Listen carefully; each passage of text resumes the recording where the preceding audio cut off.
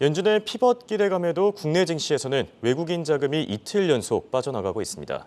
하지만 원달러 환율은 어느새 1290원대까지 이제 급락했는데 이론적으로는 외국인 자금이 빠져나가면 원달러 환율은 올라가야 됩니다. 왜 이런 현상이 나타나는지 오늘은 이 문제에 대해 알아보겠습니다. 한국경제신문의 한상춘 논설위원 나와 있습니다. 안녕하십니까? 네, 안녕하십니까? 네, 오늘 미국 증시 3대 지수 일제히 하락했습니다. 경제 지표가 긍정적으로 나왔는데 호재가 오히려 악재가 된 상황이죠. 네, 요즘 궁금증이 많으신 것 같아요. 예. 어제도 그 미국 자본이 한 4천억 이탈이 됐는데 환율은 1292원으로 떨어졌죠. 이론적으로 보면 미국 자본 이탈하면 원달러 환율이 올라가야 되는데 예. 떨어지다 보니까 시청자분의 궁금증이 많으셨던 것 같습니다. 문의가 많이 와서 예. 저희 방송은 시청자분의 궁금증을 우선적으로 풀어드리고 있죠. 미국도 궁금증이 지금 있는 것 같습니다. 예. 지금 말씀하신 대로 오늘 발표되던 경제 지표는 상당히 좋게 나왔죠. ISM 서비스업 지수라든가 예. 기업 활동 지수라든가 이런 것이 이제 아까 서 본부장께서 이렇게 전해 주셨습니다는 다시 한번 그 지표를 좀 말씀을 드릴게요. 오늘 하이라이트 지표는 ISM 제조업 지수가 49로 우리가 경기 회복과 침체 임계선이 50이지 않습니까? 이것이 2020년 5월 이후에 처음으로 49로 떨어졌으니까 예. 경기 침체 우려 이게 됐습니다는 이번에 발표했던 ISM 서비스 지수는 56.5로 경기 회복과 침체 임계선인 50을 넘었을 뿐만 아니라 월가 예상치 53.7보다도 월등히 높아졌거든요. 예. 이것이 이제 결국 오늘 그 장세 모습을 좌우했고 외환 시장도 달러 가치 또 국채 금리도 좌우했다고 보게 됐습니다. 나머지 뭐 지수 같은 경우에도 다들 아시겠는데요. 결과적으로 지금 장세는 뭐냐?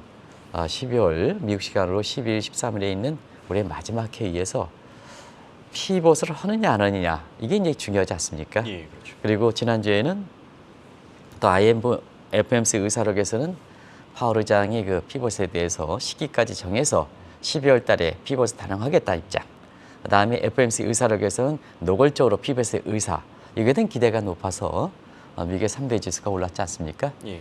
그런데 이 지표 자체가 상당히 좋게 나오다 보니까 결과적으로 피벗에 대한 기대가 약화되는 상황에서 사실 그 경기가 회복된다고 이렇게 경기 지표가 좋으면 다우지수 조선 올라가야 되겠습니다는 다우지수마저 떨어졌다 이렇게 됐습니다. 이것이 달러 가치의 소폭 반등, 그다음에 국채금리의 상승 이런 것으로 이어졌다 이렇게 됐습니다. 그래서 지금은 피벗에 대한 기대가 높으느냐 나쁘느냐 이것에 따라서 하는데요.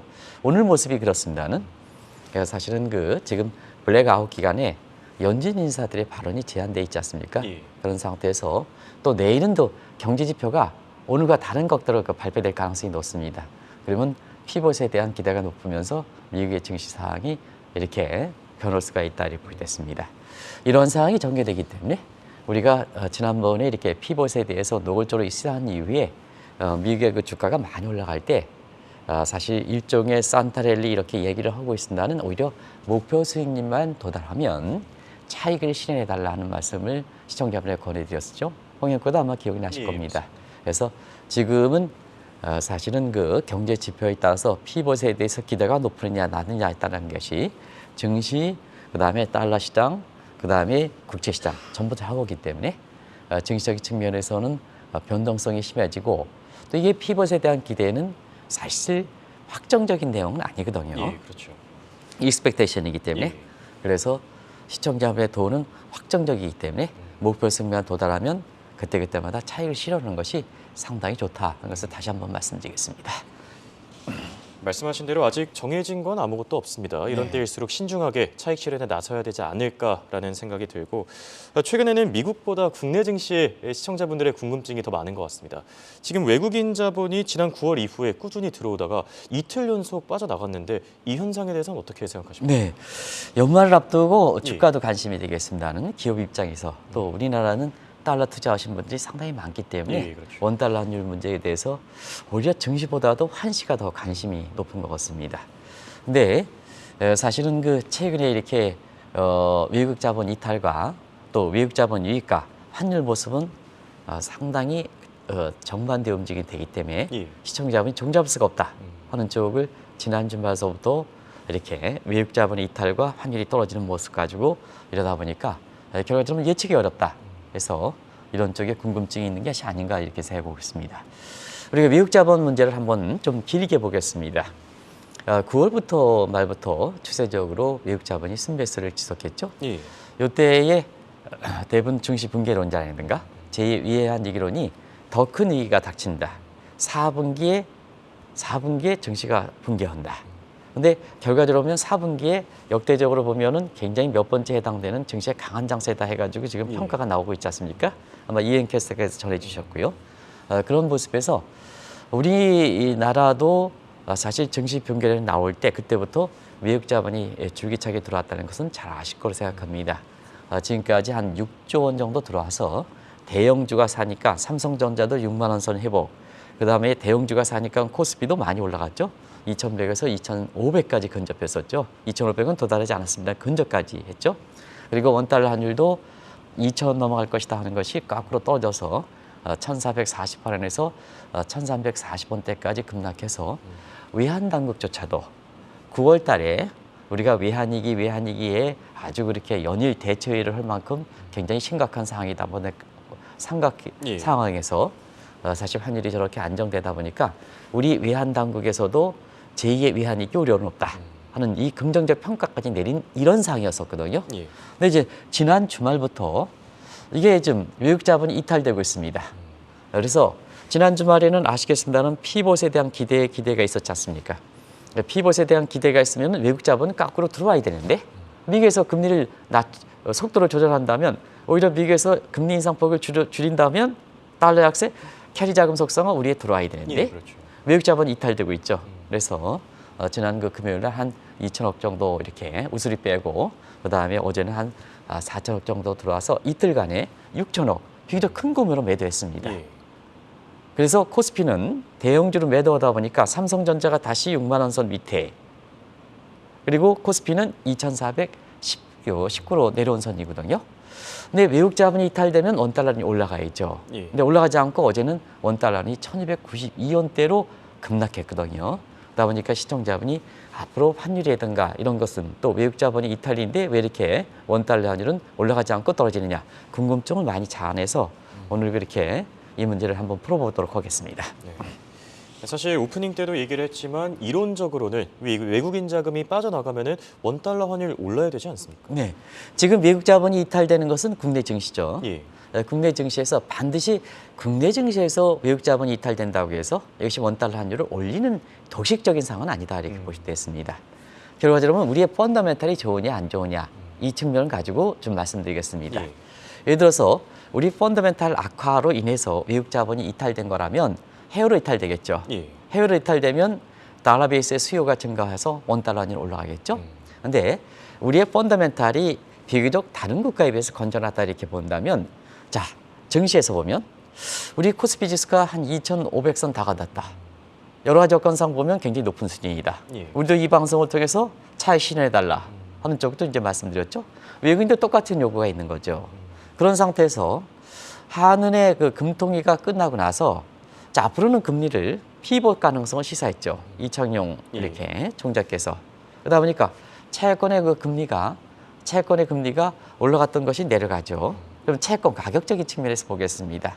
채권 가격은 사실 아주 낮은 가격에서 앞으로 올라갈 가능성이 높은 거죠. 자, 그러면 증시는 어느 정도 과율기입니다. 차익 실현에서 채권 쪽은 앞으로 한국에서 피봇이 기대된다. 자, 지금은 채권 가격이 낮다. 그럼 채권을 사야죠. 예. 그런 상태에서 국내 증시에서 자금 이탈돼서 외국 자본 이탈돼서 채권 쪽으로 유입되는 과정에서 실제 외국으로 밖으로 이탈되지 않다 보니까 결과적으로 보면 원달러 환율에 변화가 없다 이렇게 됐습니다. 여기에 또 하나 가세된 것이 달러 투자자들이 손절매죠. 우리가 보면 1,440원대에 사신 포머족들이 많습니다. 예, 맞습니다. 그러면 1,440원대에 어제 그 원달러이 1,300원 붕괴된 시점이니까 자, 불과 며칠 사이입니까?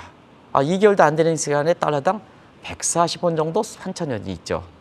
그러니까 더 크게 손실을 당하는 것을 이렇게 방지하기 위해서 또 특히 기업이 연말 세일을 앞두고 일부 사람들이 1,600원, 2,000원 가다 보니까 많은 달러를 사놨단 말이에요. 맞습니다.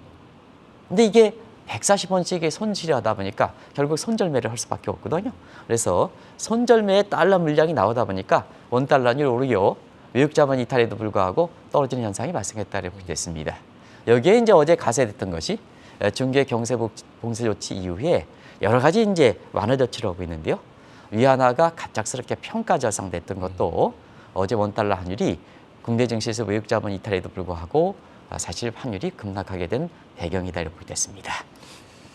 방금 전에 위안화의 평가 절상에 대해서 얘기해 주셨는데 혹시 이게 시진핑의 퇴진 운동과도 좀 연관이 있습니까? 네, 아무래도 이 점은 경제 조치가 말하되면 시진핑의 퇴진 운동 같은 경우에는 20대, 30대가 주도하기 때문에 앞으로 코로나가 이렇게 확산되더라도 재강하기 어렵습니다 하는 그런 쪽을 말씀드렸습니다. 예. 그런 과정에서 많이 풀고 있죠. 경제 완화 조치뿐만 아니라 대출 금리도 떨어뜨려서 경기 부양하고 있는 이런 차원인데요. 그런 차원에서 역시 통제에 제한되다 보니까 위안화 환율 문제도 이렇게 본래 기색으로 돌아간다 이렇게 됐습니다. 어제 그 홍콩 여기 환율 시장에서는 뽀치선 오랜만에 들어보실 겁니다. 뽀치선이라는 건 1달러에 예. 7위안선인데 이게 9월 13일 이후에 처음으로 밑으로 떨어졌습니다. 위안화가 평가 절상된 거죠. 예.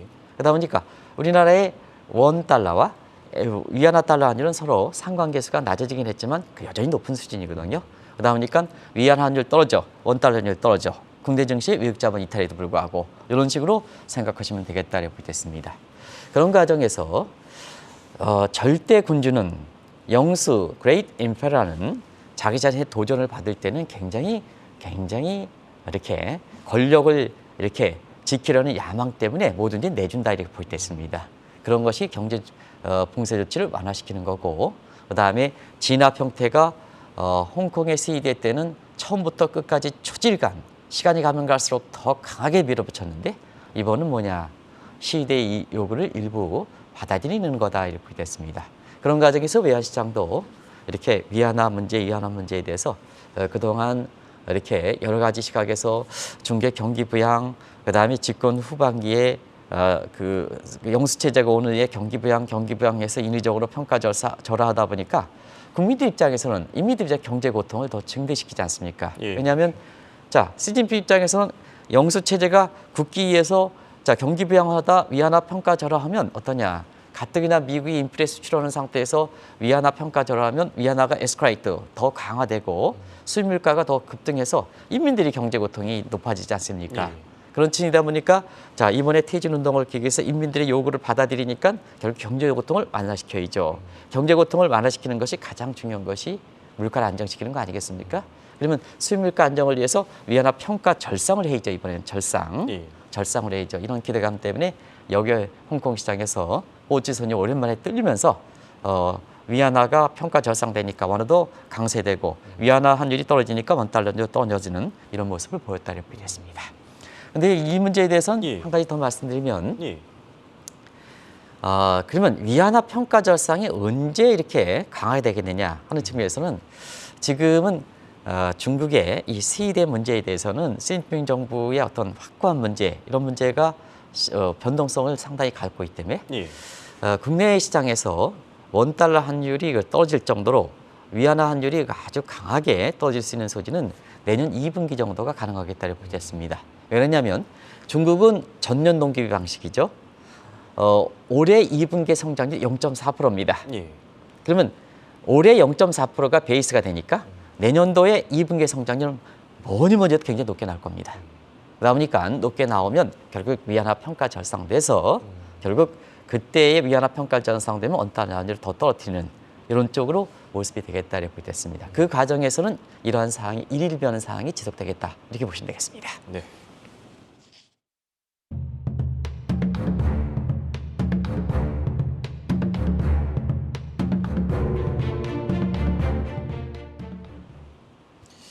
사실 이 원달러 환율의 향방은 달러 이 인덱스가 좀 큰 영향을 미칠 것 같은데 오늘은 소폭 반등하긴 했지만 그래도 그동안은 좀 무섭게 떨어지지 않았습니까? 네, 오늘도 이제 한번 보겠습니다. 예. 오늘도 경제 지표상으로는 좋았죠. 좋았죠? 예, 좋죠. 경제 지표상으로 이렇게 좋은데 지금 달러라든가 이런 측면에서 보면 추세적으로 보면은 경제 실상을 반영하지는 못하고 있습니다. 자, 한번 보겠습니다. 우리가 달러 가치를 미국 자체적으로 요인으로 한번 보면 시청자분이랑 같이 한번 공부를 한번 해보겠습니다. 머큐리 요인과 마스 요인에서 결정된다 하는 것은 누차에서 말씀드렸기 때문에 오랜만에 다시 한번 예. 지금의 환율 시장 달러 가치 움직임을 하기 위해서 다시 한번 좀 말씀드리는데요. 전자는 경제 성장률 같은 매크로 사이드의 경제 펀더멘탈 요인입니다. 예. 후자는 연준의 통화 정책 같은 통화ችን 정책적 요인입니다. 그러면 이제 한번 보겠습니다. 우리가 이제 우리 대만에서 공부하신 우리 이렇게 홍앵커께서 통화치 경제 서적 쫙 보면 그 나라 경제 실상을 반영하는 얼굴입니다. 그래서 홍앵커가 오늘 이렇게 브라질의 축구 게임인데도 불구하고 얼굴이 좀 이렇게 아주 그렇게 붉은색이 나는 것은 신체가 굉장히 건강하신 것 같습니다. 예. 마찬가지로 얼굴은 자기 신체 건강도를 따라서 건강하면 빨개지고 그 다음에 약해지면 저것처럼 노래지는 이런 모습이거든요. 예. 근데 이것이 이제 경제 이론석에 돼 있는데요. 최근에 보면 이 이론대로 한번 보겠습니다. 미국 경제 한번 성장률을 보겠습니다. 올해 들어서 미국 경제가 마이너스 1.6%. 그 다음에 사실 2분기 마이너스 0.6%까지 갔죠. 그리고 3분기의 성장률은 10월 말에 속보치가 발표했습니다. 예. 이때는 2.1%입니다. 11월 달에 발표됐던 잠정치는 2.9%입니다. 이때까지를 이렇게 보겠습니다. 그러면 1분기에 마이너스 1.6%, 2분기에 마이너스 0.6%, 3분기는 10월 달에 했으니까 자, 지금까지 이렇게 보면 10월 달까지는 결과적으로 보면 경기가 안 좋았다는 얘기거든요. 예. 그럼 뭐냐? 결국에도 달러는 약세가 되죠. 그렇죠. 근데 달러는 오히려 거꾸로 강세가 됐거든요. 그럼 이제 10월 이후서 한번 보겠습니다. 예. 10월 말 이후에 미국의 경제 성장률이 자, 속보치 2.6%, 그다음에 잠정치 11월 달에 발표 2.9%입니다. 그러면 이론상으로 보면 자, 경제 실상이 반영된다 하면 뭐 홍앵커 얼굴 것처럼 빨개지는 것처럼 달러가 강세되죠. 예. 근데 달러 인덱스는 지금 오늘은 조금 오르긴 했습니다. 여전히 떨어지고 있죠. 추세적으로는 하락 떨어지고 있죠. 예. 그러다 보니까 종전 이론에 맞지 않는 모습이 보이죠. 그다음에 종전에 어이구 경제 서적에 그 나라의 경제 실상이 반영하는 게 그 통화치입니다 할 때는 이 현상이 맞지 않기 때문에 이게 일종의 뉴노멀 현상이다 이렇게 보이됐습니다. 그런 점을 잘 보실 필요가 있다 이렇게 보이됐습니다. 도식적으로 경기가 침체되면 달러 약세다. 경제가 미국 경제 회복되면 달러 강세다. 이런 표현은 지금 맞지 않는다. 왜냐? 금융 사이즈가 실물보다 3대 1 정도 높기 때문에 금융이 파이낸스가 리얼 섹터의 팔로링 인더스트리가 아니라 뒤따르는 변수가 아니라 리딩 인더스트리로 변했기 때문에 그렇다 이렇게 보이됐습니다. 그러면 자, 파이낸스가 실물의 리딩 인더스트리가 되면 뭐에서 결정되느냐? 금융을 좌우하는 저는 통화 정책에서 결정되는 거죠. 지금부터 그 얘기를 하겠습니다. 예. 방금 말씀하신 대로 지금 이 달러 가치의 향방을 이 머큐리, 그러니까 매크로적인 변수에 의해서는 좀 파악하기 어려운 것 같습니다. 방금 전에 말씀하신 통화 정책 무슨 의미인가요? 네, 바로 마스 통화 정책 요인이라 그랬죠. 정책적 요인에서 결정된다고 보게 됐습니다. 그러면 이제 올해 페드에 이렇게 쭉 해서 페드의 통화 정책을 한번 보겠습니다. 3월서부터 금리를 올렸죠. 예. 그래서 아주 그냥 10월 말까지 갤로핑을 올렸습니다. 갤로핑을 올렸습니다. 그리고 이제 9월서부터 피벗에 대한 얘기가 나오면서 우리가 11월 달 들어서는 피벗에 대해서 아주 기정사실화 됐죠. 그러면 요 모습대로 이렇게 본다면 자, 우리가 금리를 올렸을 때 이제 9월 말 이전 10월 달 되겠죠? 예. 그러면 금리를 올렸을 땐 달러가 강세되죠. 자, 실제로 달러 강세는 실제로 됐죠. 그다음에 피벗 가능성이 제시되는 이후에 자, 미국의 경제 성장률은 2.9% 확인됐습니다는 오히려 뭐냐? 약세가 됐죠. 그때 피벗에 대해서 기대가 높았던 거죠. 결과적으로 올해 들어서 이게 환율은 미국의 경제 성장률이 통화치를 결정했다 그런 게 아니고 금융이 실물보다 3대 1 정도 높으니까 그 금융 흐름을 좌우할 수 있는 페드의 통화 정책에서 결정됐다. 이렇게 이제 보시면 되겠습니다. 그런 것이 앞으로의 환율 모습을 이렇게 볼 때 염두에 두실 필요가 있다는 것을 꼭 좀 말씀드리겠습니다. 예. 더더구나 지금 누차에 말씀드렸다시피 킹달러는 킹달러가 아닙니다 하는 것을 말씀드렸는데요. 왜냐하면 달러 인덱스상의 구성 항목에서 이렇게 보면 파운드화가 이렇게 12%, 유로화가 58%니까 올해 우크라이나 전쟁 때문에 유럽이 직격탄. 그 상황에서 결국 유로화라든가 파운드가 떨어지다 보니까 결과적으로 보면 사실 달러가 미국 자체적인 요인보다도 더 강세를 띄었는데요.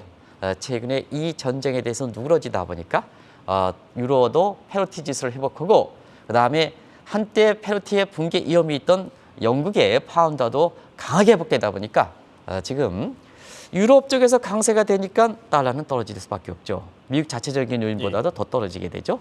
그런 쪽을 꼭 시청자분이 궁금하신 사항이 아마 이제는 풀리지 않겠냐 하는 생각이 듭니다. 자, 그렇다면 향후 전망에 대해서 한번 체크해 보겠습니다. 지금 내년에는 달러 인덱스가 더 떨어질 가능성이 높지 않습니까? 네, 오늘은 원달러 환율이 한 1,300원대로 다시 회복될 겁니다. 예. 왜냐하면 그동안 너무 단기에 급락했지 않습니까? 그렇죠. 예. 거기에 따라서는 차리 피킹 차원에서 좀 이렇게 달러 매수가 있고 오늘 미국에서는 3대 지표가 상당히 좋았기 때문에 사실은 피벗에 대한 기대가 약화되면서 달러 인덱스가 104대에서 105대로 조금 올랐으니까 두 요인이 겹쳐가지고 사실상 뭐냐 오늘 원달러 환율은 1292원에서 이렇게 1300원대로 이렇게 다시 올랐을 가능성이 있습니다. 근데 지금 상태에서는 하루하루 모습 가지고보다는 내년에 어떻게 될 것이냐 하는 측면을 좀 말씀드릴게요. 내년 같은 경우에는 자 마스라든가 반사적에는 언제든지 이렇게 상황이 이렇게 급변할 수 있는 소지가 있기 때문에 결과적으로 보면 내년도에 세 가지 요인을 같이 한번 보겠습니다. 예. 자, 펀더멘탈 요인에서 머큐리 요인은 내년에 미국 경제가 0%에 떨어진다는 거 아니겠습니까?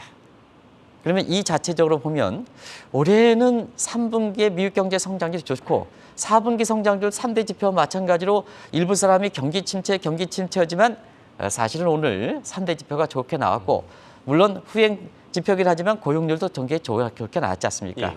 저기서 피벗에 대한 가능성이 약화시키지 않습니까? 근데 내년도에 미국 경제 같은 경우에는 올해 금리를 갤러핑에 올리겠다는 후유증 때문에 대체로 보면 경제 성장률이 0%대이거든요. 이 자체를 본다면 이론적으로 보면 달러가 더 약세가 되죠. 예. 그리고 내년도에는 실제로 피벗을 추진을 시키죠. 그렇죠. 올해 아마 12월 달에 금리를 0.5% 하면 내년에 1월 달에 이제 우리 시간은 2월 달이 되겠죠. 1월 말이니까. 예. 그런 상태에서 0.25, 0.2 가든 오늘 다시 3대 지표가 돼서 0.5로 가든 어쨌거나 내년부터는 피벗을 실행하게 되죠. 예. 그래서 달러가 약세가 되는 요인이 되겠죠. 그리고 우크라이나 러시아 간의 전쟁은 지금 평화 협정이 나오고 뭐 어쩌기 나오다 보니까 내년에는 좀 종료될 가능성이 높죠. 예. 종료가 안 된다 하더라도 외환 시장에 올해만큼 안전 통화로서 달러 수혜를 붙이길 정도는 아니다 이렇게 볼 수 있습니다. 이런 과정에서 원달러 환율은 오늘이야 올라가겠습니다는 내년에 어떻게 될 것이냐. 이달 초에 1,300원 붕괴된 것도 굉장히 큰 이슈입니다는 예. 내년에 어떻게 될 것이냐 하는 이 측면을 한번 마지막 결론을 한번 내보도록 하겠습니다. 오프닝에서도 말했지만 이 원달러 환율에 베팅한 사람들이 참 많습니다. 최근 들어서 좀 손해가 막심할 것 같은데 이 앞으로 원달러 환율 전망 어떻게 보십니까? 그래서 이제 궁금한 점이 아니신가 생각합니다. 예. 외국 자본 이탈해서 환율이 상승하지 않고 급락하다 보니까 이게 경우에 따라서는 외국 자본 이탈만 생각하면 지금 환율이 급락했던 부분도 결국 올라가다 이론적으로 보면 예. 지금의 상황이 저점이 아닌가 이런 석이 생각할 수가 있는 대목이거든요. 그렇죠. 그런 과정에서 지난번 말씀드렸다시피 수능성 문제, 냄비 장세 문제, 천수탄 문제를 말씀드렸던 겁니다. 쉽게 저점을 어제 어떤 분이 그런 얘기다. 외국 자본 이탈됐는데 환율이 떨어지다 보니까 자 이제 킹달러, 갓달러 다시 옵니다. 원달러이 저점이다. 오늘은 올라갑니다. 오늘은 올라갑니다. 예. 오늘은 올라가는데 자 이게 저점이냐 원달러 환율 측면에서 저점이냐 이런 상태에서 이렇게 보면 요 수능성 문제를 다시 한번 보자. 국내 시장이 이렇게 원달러 환율이 얼만큼 이렇게 천스탑인가. 자 1년 전에 96입니다. 예. 10월 9일이 113입니다. 그리고 오늘이 105입니다. 2개월 만에 이렇게 114에서 100으로 떨어졌습니다. 한번 하락폭을 한번 보시기 바랍니다. 예. 그러면 동일한 기간에 왜 천스탑이냐? 천스탑은 오를 때도 오르고 떨어질 때 더 떨어진다는 얘기입니다. 한번 보겠습니다. 그 표를 한번 다시 한번 보여주시죠. 예. 네. 표를 한번 다시 한번 보여주시죠. 환율 자 1년 전에 96일 때 1190입니다. 야 그때 많이 떨어졌었죠. 예, 그렇죠. 근데 10월 9일 날 1442원입니다. 얼마입니까? 한 250원 넘게. 넘게도 올라갔네요. 오늘 보면 어제 보죠. 미국 시간으로는 이제 오늘 거니까. 예, 그렇죠. 미국도 우리 시간으로 따지면 어제죠. 예. 그다음에 1292원이야. 내릴 때 확 내립니다.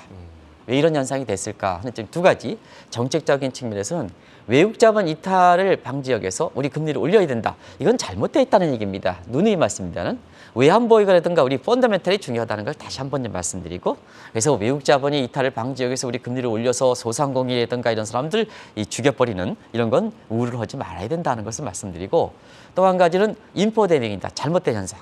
자, 9월 달에 증시 붕괴, 제2의 외환위기가 결과적으로 이런 사람들이 심리를 불안시키다 보니까 우리 증시에서 보면 펀더멘탈하고 이렇게 달러 인덱스의 천스탁 구조를 갖고 있다고 보겠습니다.